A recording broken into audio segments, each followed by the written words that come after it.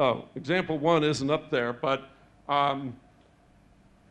consider a situation, 5 people, in which the leader is maximally competent. The top 3 people are all 0.9. Competence here is simply PI, the probability of making the right decision.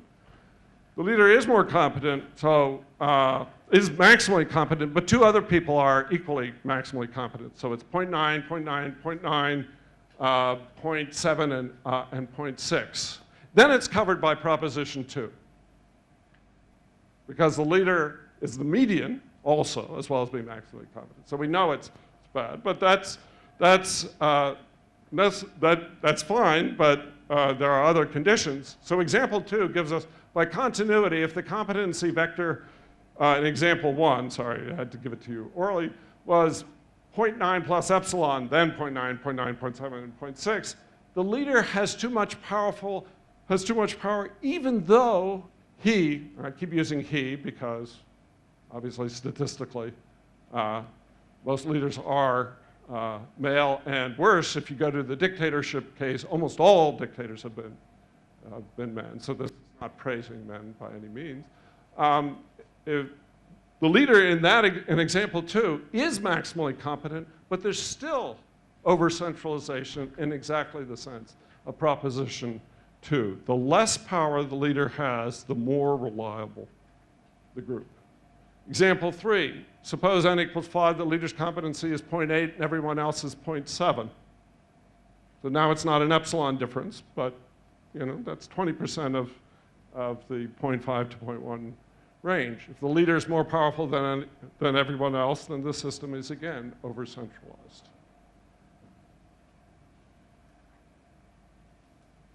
The intuition. It's true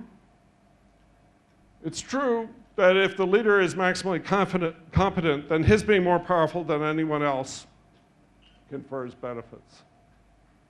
Of course. Because sometimes the leader is going to have an intuition that's right. Despite the fact that a majority of people think that he's wrong, he may still be right. So suppose, for example, that he and Comrade 1 correctly support alternative A while the other 3 erroneously support B. If the minimum winning coalition is all the leader needs is 1 other comrade against 3 and still wins, then all is well. But obviously, centralization also imposes costs. The leader might make a mistake.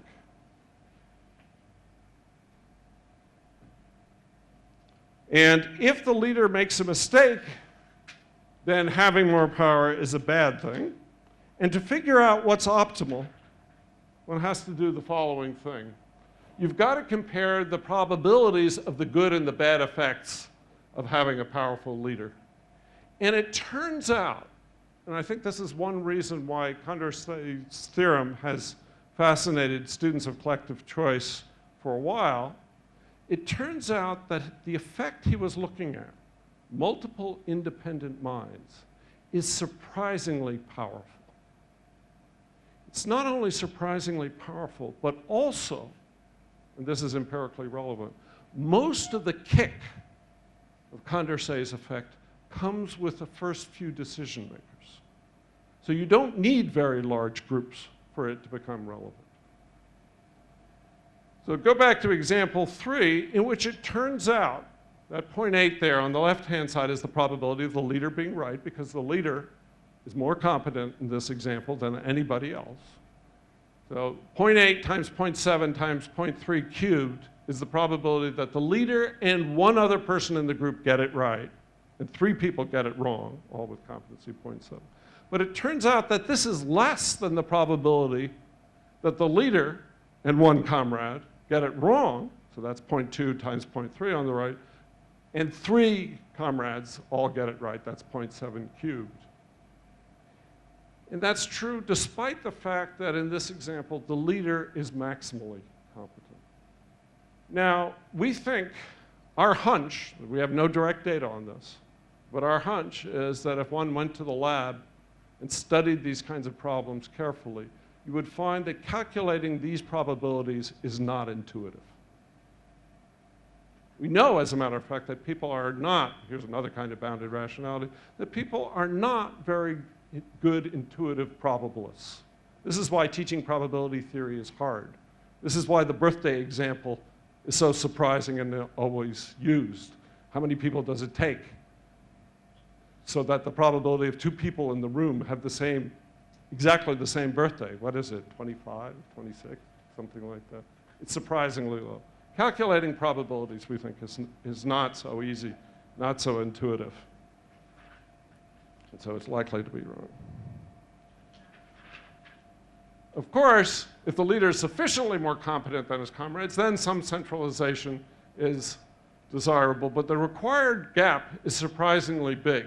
So for example, in this example that we've been using, n equals 5, all the comrades have a competency of 0.7, then the leader's probability of getting it right must exceed 0.84 in order to justify some degree of centralization. And the difference between 0.84 and 0.7 is quite substantial. Okay, last point. Last point. When competence is uncertain. So devising optimal institutions, that was what Nitzan and Parush and the other folks who were working on this problem in the 80s were working on. Devising optimal institutions in this context is relatively easy if the competency vector is known.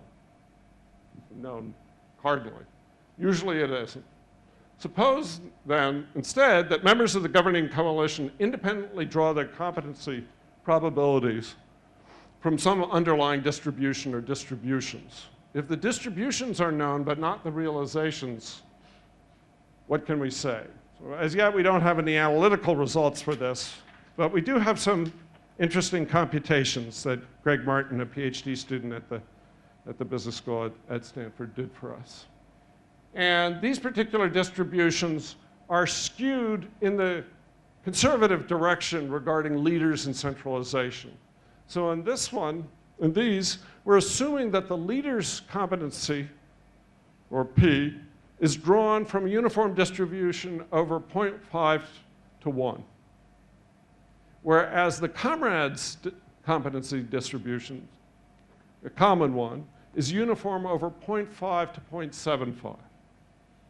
So that means, among other things, that with a 50% chance, the leader's draw must be higher than any of the comrades, because with a 50% chance, the leader has a competency that's drawn from 0.75 to 1, and by assumption here, none of the comrades can. Or more generally, the leader's competency distribution, first order stochastically, dominates the competency distribution of the comrades. Nevertheless, despite this, we get the following distributions done out of the computational runs, the following distributions of the group getting it right.